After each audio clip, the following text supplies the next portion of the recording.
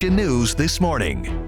Now at 5:30, 145,000 auto workers are keeping a close eye on the clock as they wait to see if they go to work tomorrow or go on strike. The plans put in place by the United Auto Workers Union if no deals are made tonight with the Big Three.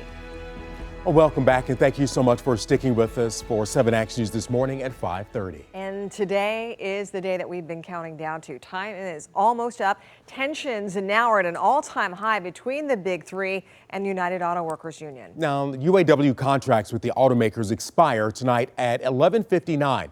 Union President Shawn Fain says that all members of the Big Three, Ford, General Motors, and Stellantis, are target companies. And while the two sides have made progress, the UAW has not accepted any offers yet, as the union is looking for a 46% pay increase, getting rid of two-tier wage system and that 32-hour work week, plus more. Now, just in case, workers are signing up for potential strike shifts for the days ahead. 7 Action News reporter Peter Maxwell is joining us live in Warren this morning. And Peter, workers are getting ready.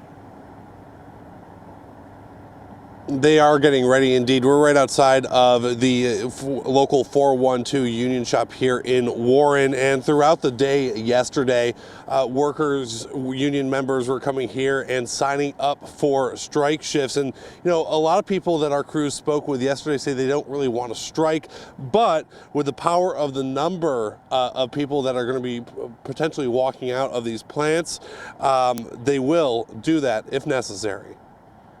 With negotiations coming down to the final countdown, the heat is on between the Big Three and the UAW and its members. It's been quite a while since we've had any incentives, and a lot of guys, you know, they haven't had a raise in several years. Those who work in the assembly plants are signing up for strike shifts here in Warren. No one wants to strike, but if it's necessary, we will do it. I'm cautiously optimistic. Jason Fontella works for Stellantis. He says he is doing this because for him, it's about his future. We've had minimal raises, you know, whereas if you look at CEO compensation from in 1970 to today, it's up like 350%. Mm-hmm.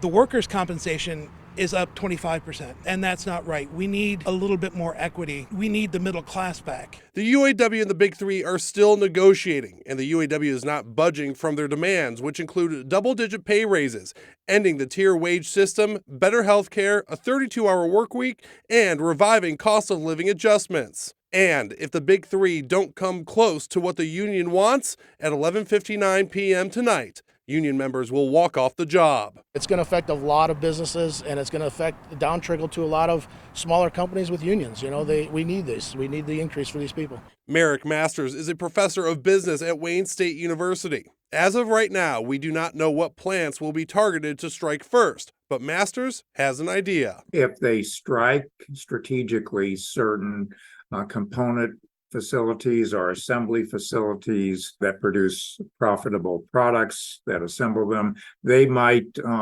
feel the pressure and succumb to that pressure. Masters says by targeting these specific plants, this would allow the union to ratchet up the pressure. But if the strike goes on, there could be a game of chess. With the automakers, for example, they could close some of the plants. They're going to have to really move rapidly on key issues, which would give them the momentum to close the rest of the gap that they have on the other issues. There's a lot of work to be done, but they can get it done.